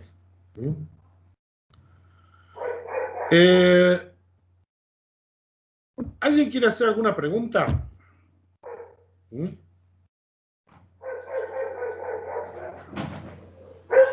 Hola. Me gustaría... Sí. ¿Qué época sería esto que estás contando del organum, de cuartas y quintas? Y esto, no música en Kyriadis es alrededor del 850. Pero el organum que está describiendo el tratadista en Kyriadis, evidentemente se venía haciendo desde hace mucho tiempo atrás. Y una pregunta... perdón. Sí, la música popular, ¿no existían laúdes, instrumentos armónicos y hacían otro tipo de música afuera? ¿Y habían otras leyes? ¿Cómo era eso? ¿No sabe? El problema es que no se puede saber porque no hay registro. Ajá, bien. ¿De qué manera vamos? Hay, por supuesto, hay reconstrucciones iconográficas de instrumentos que han quedado por miniaturas, por grabados, grabados no, perdón, por miniaturas, pero se sabe, por supuesto, sí, claro, es más, no es imposible que el canto litúrgico cristiano no tuviera instrumentos que acompañaban. Y probablemente también acompañaban con polifonía, pero como eso no se anotó, yo estoy casi seguro que en la época no había una frontera entre música popular y eclesiástica. Yo creo que en muchos lugares había una mezcla de ambos. Lo que pasa es que el problema de estos testimonios es lo mismo que, a ver, imagínate que vos tenés una casa en la costa y yo voy como fotógrafo y le saco una foto al jardín, nada más. Y después a todo eso se lo lleva el tiempo y alguien ve esa foto y dice, perdón, ¿cómo es tu nombre? Verónica. Bueno, Verónica tenía una casa en la playa, dice alguien 500 años más tarde. Acá está la foto. La foto no tenía una casa, tenía un jardín. Ahí hay unos árboles y unas plantas. ¿Qué hacía? ¿Dormían en el pasto?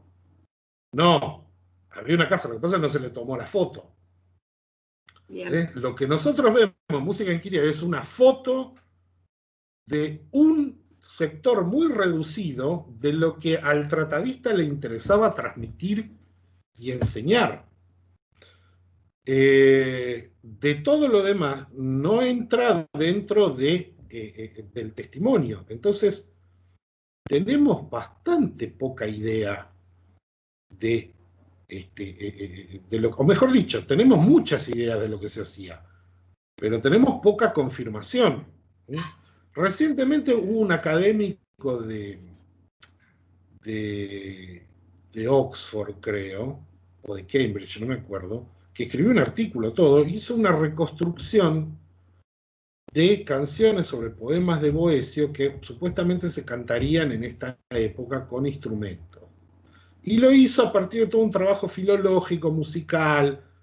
Es una reconstrucción de algo posible, y las grabaron. Ahora, sí, es muy lindo, pero andás a ver si eso realmente era así. Bien. La foto, digamos, la foto que tenemos tiene un lente muy, muy chiquitito. Igual hay bastante escrito sobre eso y hay gente que tiene ideas bastante interesantes sobre cómo reconstruir ese universo sonoro. Pero digamos, Música Inquiria no es precisamente, no sirve mucho para eso, este tratado en particular. Bien, gracias.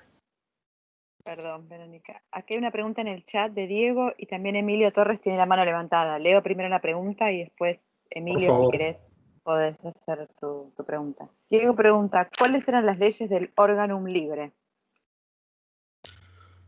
No, eso no está en Música Inquiriadis. Eso hay que ver ya tratados posteriores como el de justamente el de John Cotton, de música, que ya es del siglo XII, o Ad Organum Faciendum, que es del siglo XI. Creo que Guido en realidad, Guido d'Arezzo, en el Micrologus, más bien da prescripciones acerca de cómo empezar y terminar. Pero él toma también organum paralelo y creo que alguna forma de organum oblicuo, no sé si toma organum libre. Igual, libre, oblicuo, paralelo son categorías que aplicamos nosotros. En esa época no los llamaban así.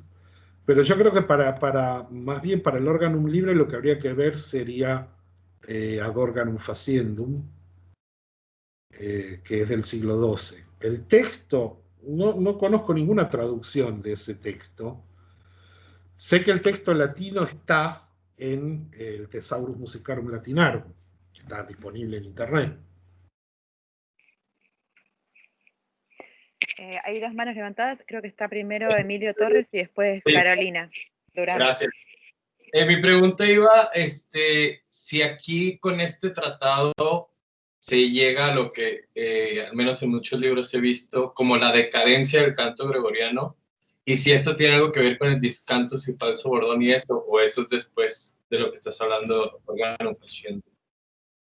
Bien, no, discantus y falso bordón es una cosa que va a venir mucho, mucho después.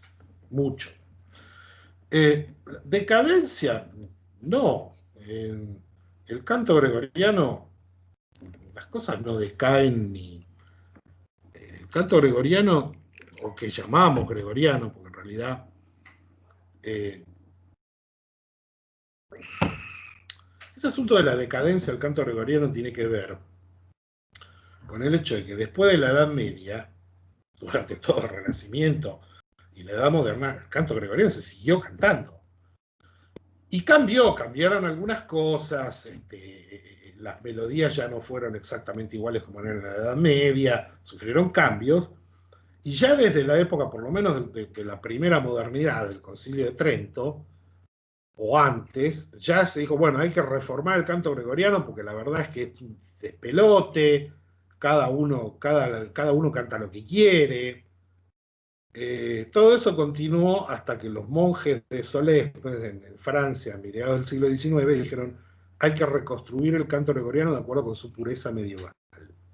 Entonces, todo empezaron a buscar manuscritos, a buscar las formas más antiguas de las melodías, y todo lo que es del siglo XIV para arriba lo consideraron como corrupto y e indigno de ser cantado, y intentaron reconstruir el canto gregoriano tal como supuestamente debió haber sido en la época medieval.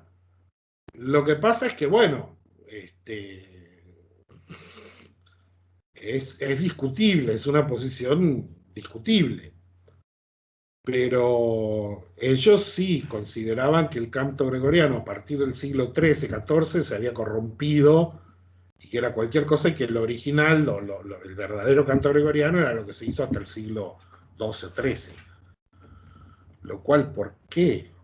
O sea, ¿por qué las melodías del canto gregoriano del siglo VIII, IX, X son más puras, entre comillas, que una del siglo XVI?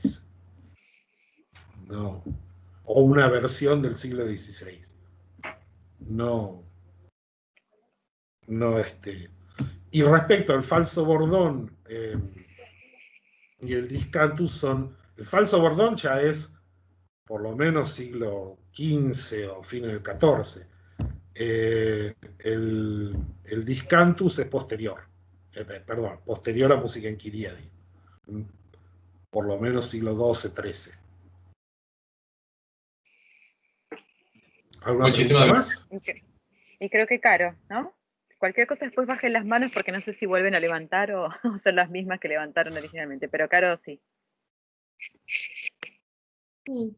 No, me quedaba pensando en realidad con una observación que vos hiciste en la primer clase, cuando explicabas un poco las razones que tenía el tratado de intentar homogeneizar el canto por las variaciones que se estarían dando.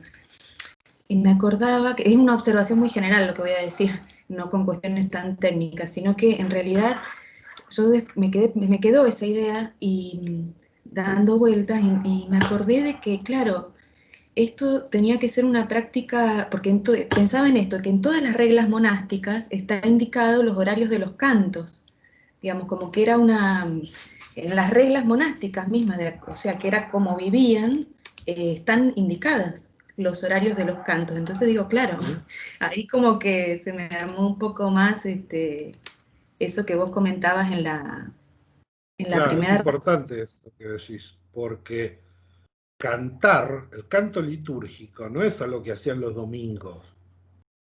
Cantaban cada vez que celebraban el oficio, aunque había oficios que por ahí se hacían sin canto, pero celebraban misa y oficio, se cantaba, la música era parte de la liturgia, y en la vida monástica, los tipos estaban cantando desde la mañana a la noche, periódicamente. El canto gregoriano, las melodías del canto litúrgico, las tenían en la cabeza como nosotros tenemos la música que nos gusta. No sé si a ellos les gustaría, pero lo tenían como si fuera parte de su vida cotidiana. Así que sí, estos asuntos, enseñarle a un monje a analizar una melodía, en realidad música en Quiriades probablemente estaba destinada para maestros de canto, para los cantores, pero enseñarle a un miembro de la comunidad monástica a analizar y clasificar una melodía era en cierta forma darle una herramienta intelectual para su vida cotidiana. Una cosa interesante de la pregunta creo de Verónica respecto de la cuestión de la música popular. Hay manuscritos en San Marcial de Limoges que traen un tipo de órgano diferente a son posteriores a música en Quiriades, pero traen un tipo de órgano que se va a empezar a ver más o menos en esa época, que es de otro tipo. Pero es muy llamativo que esos manuscritos de cantos litúrgicos tienen unas miniaturas en donde se ven unos juglares haciendo juegos de pelota y otros tocando una cornamusa, unas cosas ahí. Es decir, manuscritos litúrgicos de uso litúrgico estaban decorados con figuras de celebraciones populares con incluso juegos de malabares. Todo lo opuesto a, uno piensa en San Agustín, que habla de los histriones, y ¡ah, no! Pero acá, en esta época, la continuidad entre vida popular y vida religiosa era mucho más intrincada, era mucho más, estaba mucho más conectado de lo que nosotros pensamos. En la iglesia se hacían muchas cosas además de cantar. Probablemente acciones abiertas, sobre todo de fiestas de santos, y que involucraban algunas cosas comunales, se mezclaba lo estrictamente litúrgico con la celebración popular. Entonces, pensar la distinción entre popular y no popular también se resulta difícil, porque hay un montón de vasos comunicantes y lugares donde esos dos ámbitos se chocan, o mejor no se chocan, quiero decir se mezclan, se chocan productivamente. ¿Alguna pregunta más? Bueno, una cosa que quería decirles que es importante y que tiene que ver con el objetivo un poco de este curso. La primera edición de música en Quiriades, es decir, la primera persona que agarró todos los manuscritos de música en Quiriades, hizo la colación, o sea, hizo la puesta en común de todos los manuscritos, hizo un aparato crítico y trató de, por ejemplo, o sea, toda la labor filológica, el trabajo filológico sobre el texto de música en Quiriades, recién es de 1980. Es un texto, este tipo de textos no fueron considerados textos merecedores de un trabajo filológico hasta hace poco tiempo. Los historiadores de la música generalmente tomaban el texto de música en Quiriades según lo transmitía Gerbert, el año 1780 y pico, que copió un par de manuscritos o un manuscrito que encontró. Pero el trabajo filológico de establecer un texto, de ver todas las variantes, de ver las variantes entre los ejemplos, seleccionar un estándar, etc., recién se hizo en la década del 80, que la hizo Schmidt. Y después de eso nadie volvió a hacer otra edición.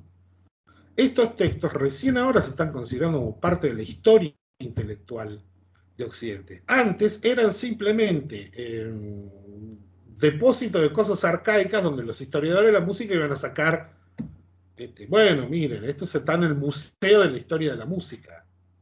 Y en realidad no es una cosa solamente de museo de la historia de la música.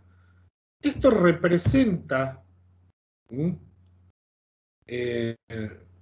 tiene su lugar dentro de la historia intelectual de Occidente. Es un texto que sería interesante que lo vieran filósofos. Bueno, ahora se está tendiendo a verlo en estos términos, como productos de la historia cultural e intelectual. Y no solamente como una curiosidad metida en el museo de las cosas bizarras medievales de la música.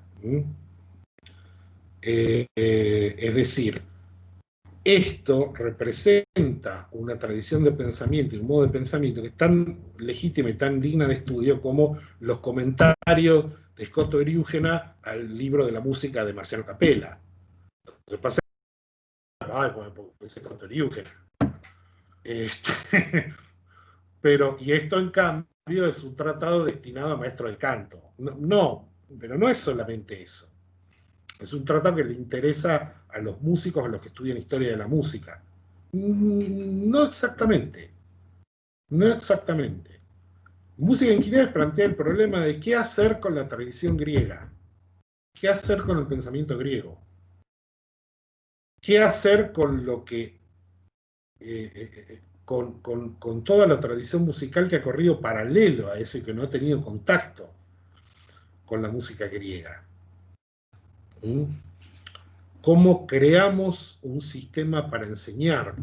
¿Cómo creamos un sistema gráfico para enseñar algo tan difícil y tan difícil de aprender como como es la organización de los sonidos?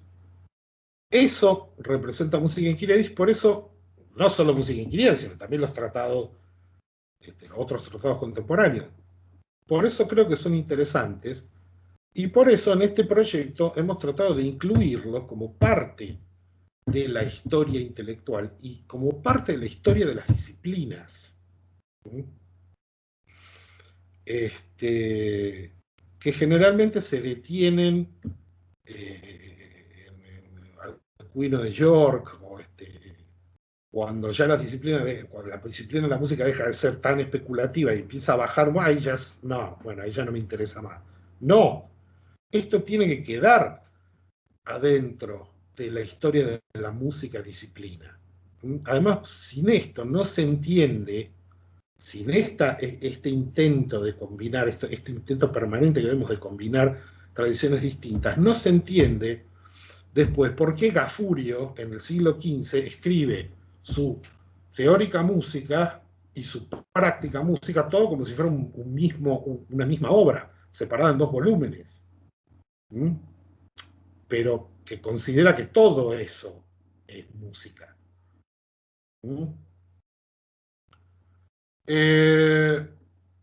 Estoy abierto para cualquier pregunta que quieran hacer.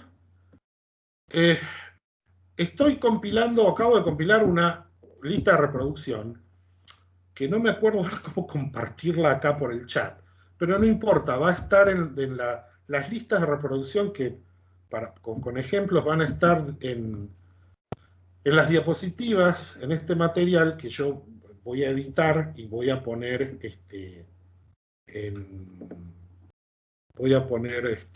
a disposición de ustedes. Si ustedes me permiten, me gustaría compartirles mi perfil de academia, porque las voy a subir ahí. Entonces, de acá a algunos días, denme algunos días para poder editarla. Esperen que...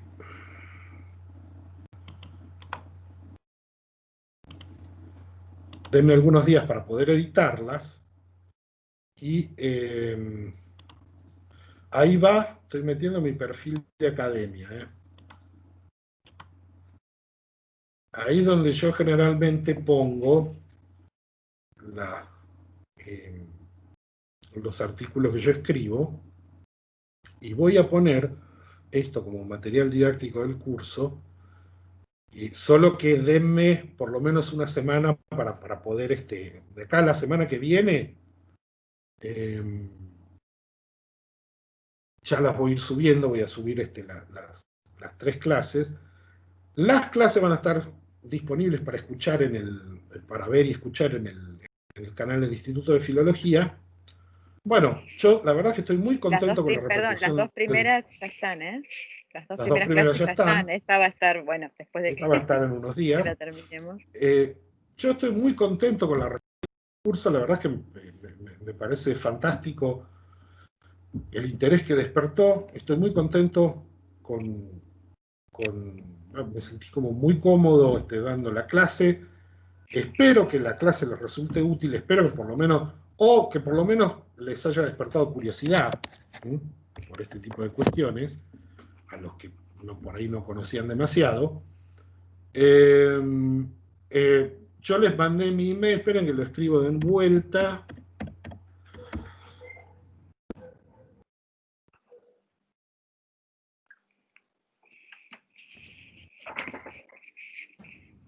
Ahí les mando mi email otra vez. De manera que cualquiera que quiera escribirme para preguntar cosas, estoy a disposición. También se puede contactar conmigo vía el perfil de Academia, también me pueden mandar mensajes por ahí. Denme una semana por lo menos para poder editar bien porque hay alguna que está medio desprolija, bueno, que quede linda. Las diapositivas no van a estar con los ejemplos sonoros, porque no se pueden subir con ejemplos sonoros. Pero van a estar las diapositivas como resumen del curso. Voy a añadir una bibliografía por cada clase y voy a añadir las listas de reproducción. Igual en mi canal de YouTube, donde están los videos sobre música en Kyriadis y todo eso, están las listas clase 2 y clase 3, véanlas ahí. Pablo, ¿cuáles son tu perfil de YouTube? Mi canal de YouTube, esperen que ya les paso. Esperen que busco.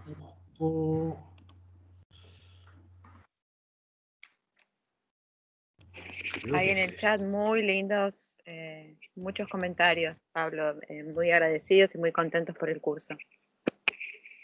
Yo también, la verdad, que estoy muy agradecido a ustedes. La verdad es que ha sido un placer para mí dar este curso. Ahí mandé el canal mío de YouTube. Ahí están las listas de reproducción, que también están las clases. Están los videitos que hicimos que hicimos con el equipo, hicimos en el marco del proyecto. Y espero que nos veamos. Vamos a tratar de organizar otro curso sobre temas afines a esto que estamos estudiando, por ahí para el año que viene. Se los haremos saber. La verdad que estoy muy contento y me da lástima terminar. La verdad que podríamos haber hecho un curso, en 3 clases para introducir a la lectura del tratado, me parece que es suficiente. Nada, un gran abrazo a todos. Quiero agradecer muchísimo y mandarles un gran abrazo a todos los colegas, amigos de los países hermanos de Latinoamérica, de España, porque la verdad es que es un gusto que nos conectemos de esta forma, y la verdad es que me agrada muchísimo tener esta posibilidad. Algo más que desee decir el equipo del Filosit 19040, ha sido un placer. Esperamos contarlos entre nosotros para un nuevo viaje, como dicen las aerolíneas. Gracias por viajar en aerolíneas Filosit. Si alguien del equipo quiere decir algo.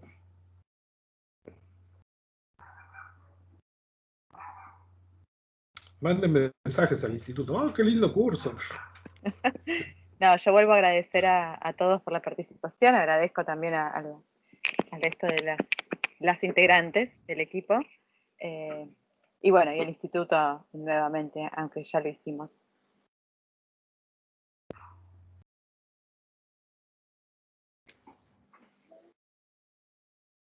Bueno, ¿yo puedo decir algo?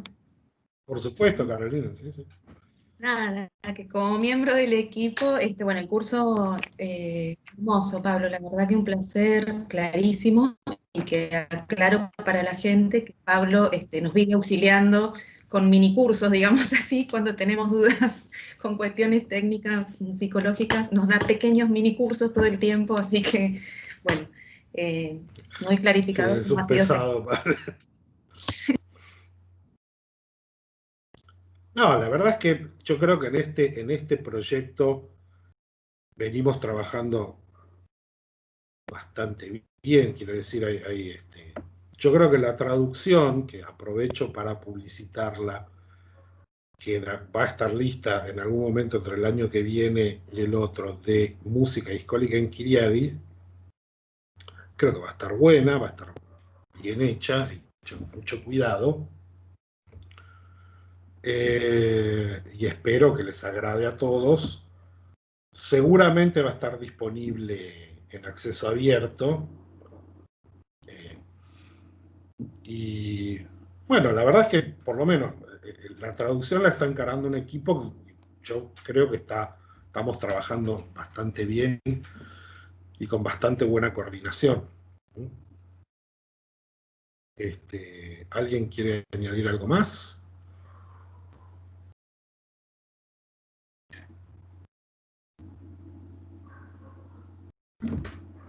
Bueno, un gran abrazo a todos, les mando un gran saludo, ojalá nos volvamos a encontrar.